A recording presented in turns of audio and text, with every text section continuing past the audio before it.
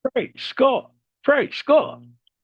God is good all the time and all the time. God is good. Praise God. Praise God. Isang mapagpalang araw po sa bawat isa. Sa pagkakataong ito, tayo po ay dudulog lalapit sa ating Diyos na buhay na may pananampalataya na kung saan may dalawa o tatlo na nagkatipon sa kanyang ngalan. Naroon siya sa kanilang kalagitnaan. Sa araw na ito, tayo po ay dudulog sa Panginoon sa ngalan ng bayan ng San Remigio sa probinsya ng Cebu. Ating hihilingin na maitatag ang altar ng ating manunubos sa bayan ng San Remigio. Mahimutag sa atong mga kaigsuunan diha sa Visayas ug sa Mindanao. Bisan pa katong atong mga kaigsuunan nga anaa sa Luzon ug sa laing nasod. Dalaygon ang Ginoo sa walay katapusan. Ang ating pong pagsambahay mula sa aklat ng mga awit, ika-86 na kabanata, ang talata po ay 13. O pagkadakila, pag-ibig mong wagas, dahil sa pag-ibig ako'y iniligtas. Di hinayaang masadlak sa daigdig ng mga patay.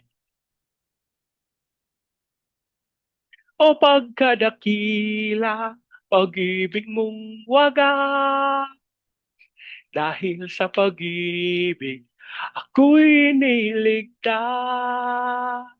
O pagkadakila, pag-ibig mong wagas, dahil sa pag-ibig, ako'y niligtas. Di hinayaang masadlak sa daigdig ng mga patay.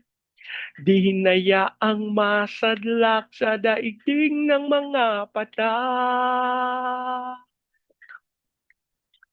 Ama naming Diyos na makapangyarihan sa lahat, kami po'y nagpapasalamat sa pagkakataon na minsan pang makadulog at makalapit sa iyong banal na harapan. Ama, kami po'y nagpapakumbaba, humihingi ng tawad sa lahat naming pagkakasala.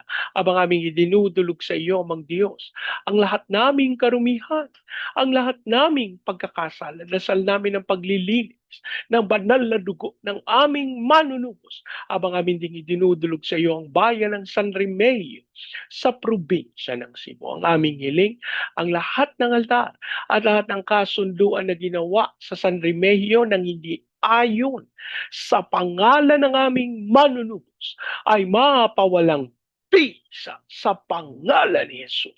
At ang aming hiling sa pangunguna ng iyong Santong Espiritu, maitatag ang altar ng aming manunubos sa bayan ng San Remigio.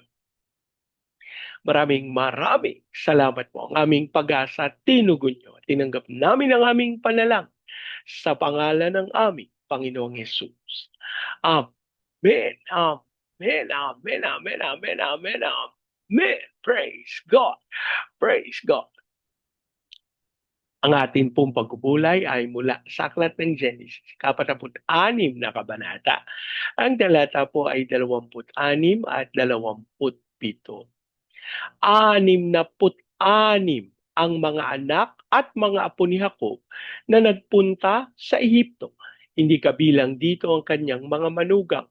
2 ang naging anak ni Jose sa Ehipto, kaya ang kabuang bilang ng sambayan ni Jacob na natipon doon ay 70.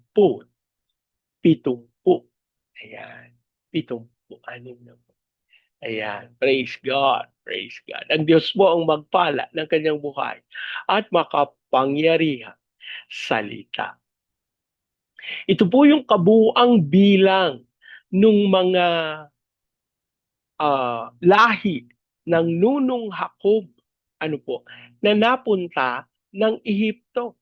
Kapag atin pong binigyang pansin, talagang binilang silang lahat pero hindi kasama yung mga manugang dito, ano? Pero yung mga anak kasama yung kanilang mga anak. Alam niyo po isang katotohanan, ang pagbilang ay madaling gawain naman. Kasi magbibilang ka lang naman. Pero Dumarating yung pagkakataon na may kinakailangan higit pa sa pagbilang. Katulad po ng ginawa sa bahaging ito ng banal na kasulatan, kinilala sila bilang mga anak at yung kanilang mga naging anak. Sa ganitong buong pagkakataon, tayo binibigyan ng paraan ng pagkakilanlan. At alam niyo po nakatutuwa sapagkat ang banal na kasulatan ay hindi binabaliwala kung sino tayo. Yung pagkakilanlan natin, yung kaunawaan, yung kaisipan na tayo, nandoon, nakabahagi. Ano po? Kaya kung tataglayin natin kung sino tayo, aba, tayo po hindi lang basta magagalak, ano po, kundi magkakaroon tayo ng tunay na pagkakilanlan. Alam niyo po, isang problema ng mga tao na insecure, hindi nila kilala yung kanilang mga sarili. Kasi po, may kaisipan sila ng katotohanan at may kaisipan sila na pwedeng ganito ako. At minsan po, napagpapalit nila yon. No? So hindi na nila ma-identify kung sino talaga sila kasi nabubuhay sila ng nakamaskara. Sa psychology po, hindi binabaliwala yung mga maskara kasi yan daw yung nagiging dahilan kung bakit nakakakilos ng komportable ang isang nilalang kapag kasuot-suot niya yung kanyang maskara. At hindi naman po natin maitatanggi sapagkat halimbawa po, ang isang tao ay nasa trabaho. Di ba po? Kapag ikaw ay nasa trabaho, ano ba gusto mong mangyari sa trabaho? Eh di, kung ano yung maganda, kung ano yung mainam, no? At bilang ikaw, halimbawa, kung ikaw ay manager, syempre, kailangan, ano ba ginagawa ng manager sa trabaho? Di ba po? So, napakahalaga na iyong ginaganap yung pagkatawag mo kung sino ka. Eh kasi may mga manager tayong nakikita, sila pa yung inuutusan ng kanilang mga associates. Ano po? Na imbes na sila yung nagpapatupad ng mga pangangailangan, sila pa ang napapagalitan. Walang galang na po dun sa mga manager, nakakilala ko na ganyan ang nangyayari sa kanilang buhay. Ano po? Wala naman po akong problema kung ganyan po yung naganap. Pero ang sa akin kasi, isang katotohanan na ang paglilingkod, hindi po yan nakabatay sa ano ang tawag sa iyo, kung hindi ano ba ang ginagawa mo. Yung responsibilidad ba na ipinagkatiwala sa iyo, ginagawa mo ba ng maayos? Ano po? Kasi, una, mananagot tayo sa ating Panginoon dun sa mga ipinagkatiwala sa atin. Yan pala yung trabaho na ipinagkatiwala sa iyo. Pero dahil ayaw mong mabasa ang iyong mga kamay, ayaw mong maghugas ng pinggan, eh nagmamaang-maangan ka pagkahugasan na ng pinggan. Ano po? Ay, ito po simple lang. Ano po? Pero meron pang higit na kapag tinignan po natin yung mga professional responsibilities that has been entrusted unto us. Napakainam po, mas dapat yung professional na responsibilidad natin na gagawa ng ayon sa itinakda. Pero alam mo, Bernie, ang hirap naman kasi kung meron pang mas magagaling sa iyo. Totoo, hindi po ba? Na samantalang ginagawa mo yung responsibilidad mo, mayroong utos ng utos. Gawin mo to. Ito pa. Idagdag mo to dyan. Ito, wag mo tong kakalimutan. Ganito, ganyan. Samantalang, ako po'y naniniwala na dapat talaga nating kilusan yung ating mga responsibilidad. Aba, meron din namang nararapat na hanggang doon lang. Ano po? Na kung may sobra dun sa ipinapagawa sa atin, at lalo na po't hindi na oras. Ano po, kasi dito po, sa pagtatrabaho natin, may oras lang. Di po ba? No? Kung halimbawa, ang oras nyo ay 8 to 5. So within that time frame, within that time period dapat ginagawa mo yung responsibilidad. At kung hihingi ng sobra, kunyari pa-extend ka hanggang 7, hanggang 8 o'clock, aba, may overtime payment. Dapat. Di ba po? Kasi sobra na yung ginagawa mo doon sa responsibilidad na ipinagkatiwala sa iyo. At alam niyo po, hindi ako po naniniwala, hindi magiging kabawasan sa mga kumpanya kung kanilang babayaran yung overtime ng kanilang mga empleyado. In the first place, sila naman ang nag-set ng schedule na yan. At kung kailanganin ng higit pa, aba, sila dapat ang mag-provide. Kasi, siyempre, imbis na may gagawin pa yung tao, imbis na, halimbawa, ah, nanay o tatay. So may responsibilidad pa sa bahayan pag-uwi. Dahil may requirement na tapusin sa kumpanya, hindi makakauwi agad. O di paano na yung kanyang pamilya? They will suffer some time of waiting. Ano po? Hindi ko po, wala po akong balak makipagdebate kung kanino man. Pero ang gusto ko lang po na maging maliwanag sa atin ay may mga itinakdang pagkakataon at panahon para dun sa mga responsibilidad na ipinapagawa sa atin.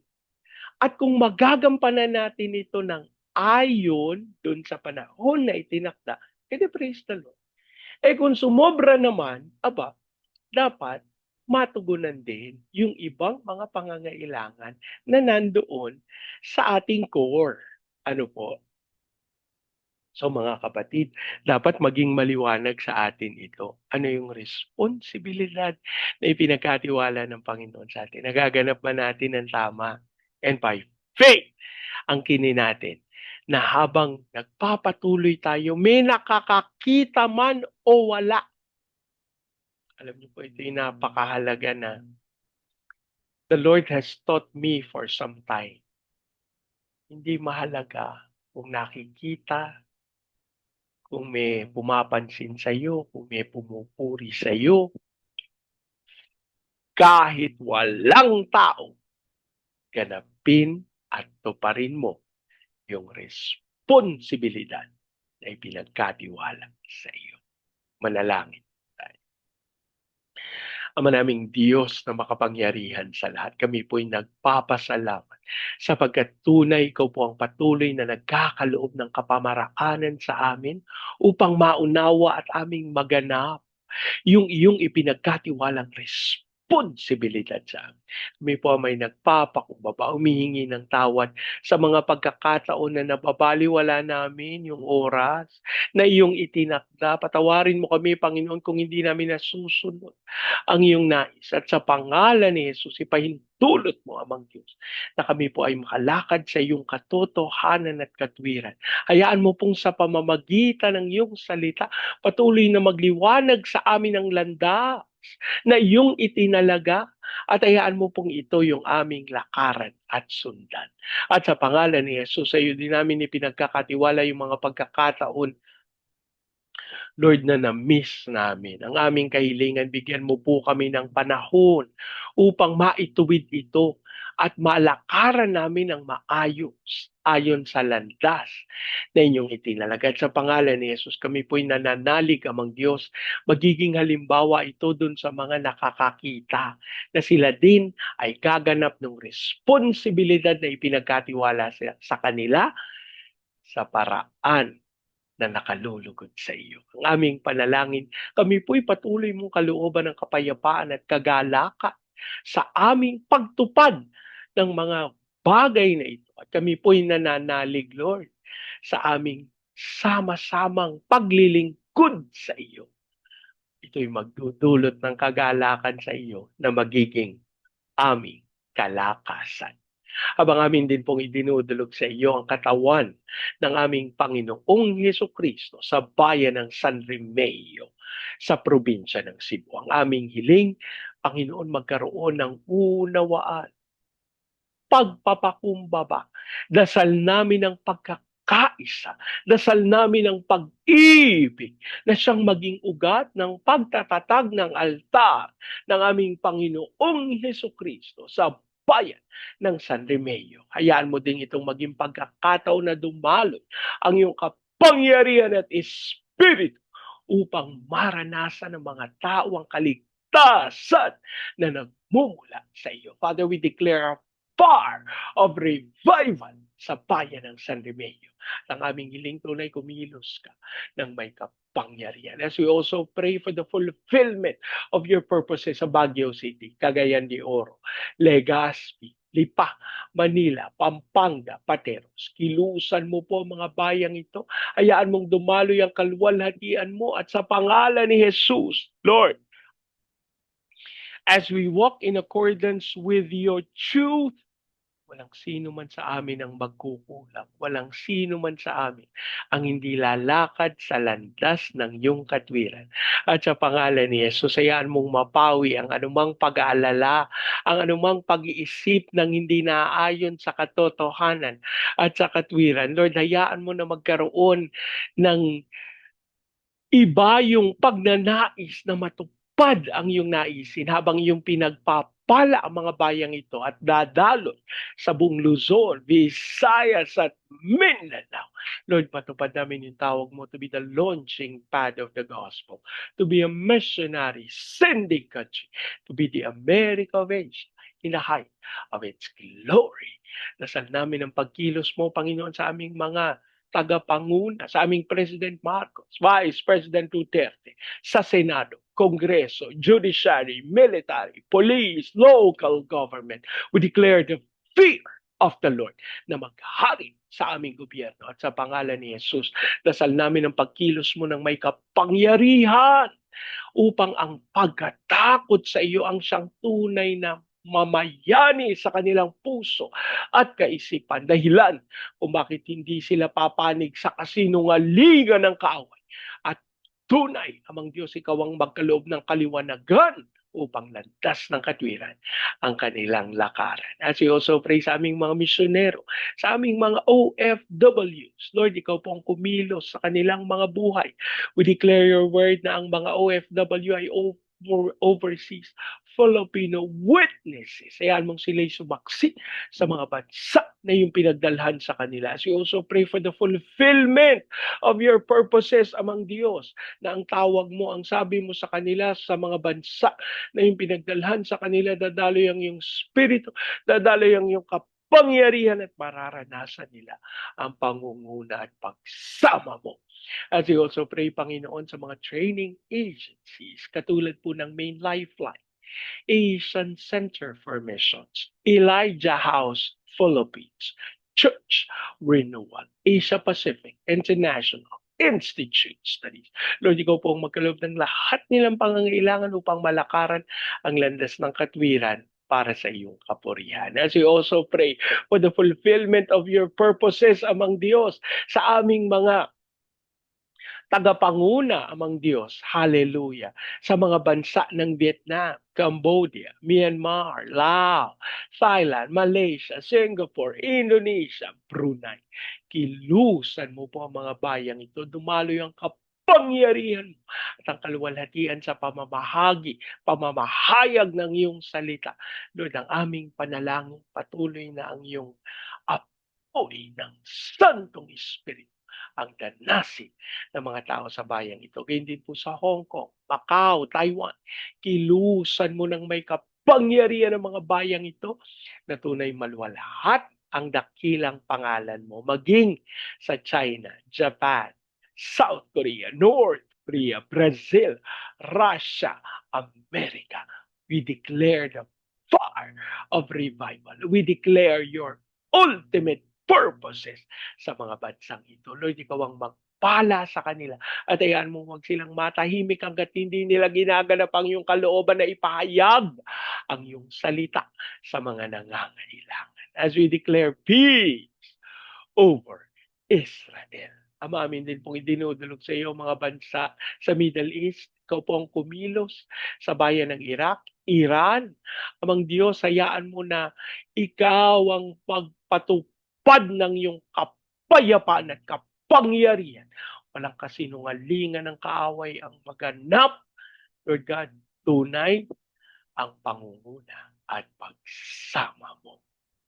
Maraming salamat po ang aming pag-asa. Tinugon niyo, tinanggap namin ang aming panalangin sa pangalan ng aming Panginoong Hesus. Amen. Amen. Amen. Amen. Amen. Amen. Amen. Praise God. Praise God. Lagi po nating tatandaan sa anumang pagsubok, problema, kahirapan, sakit, karamdaman. Tayo dudulog lalapit, tatawag sa Panginoon dahil sa Diyos, walang imposible. Sa pagkakataong ito, hayaan niyo pong salitain ko ang basbas ng Panginoon sa inyo at sa inyong sabay.